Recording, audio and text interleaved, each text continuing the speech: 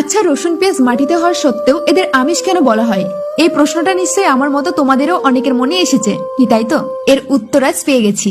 দেখো, যখন অমৃত মন্থন হয়েছিল তখন বিষ্ণু ভগবান মোহিনীর রূপ ধারণ করে সমস্ত দেবতাদের অমৃত পান করাচ্ছিল, কিন্তু তাদের মধ্যে একজন রাক্ষস ছিল, সর্বভানু, যে দেবতাদের লাইনে এসে এক ফোঁটা অমৃত পান করে নেয়। ইতিমধ্যে সূর্য এবং চন্দ্রমা বিষ্ণু ভগবানকে বলে এটা রাক্ষস, দেবতা নয়।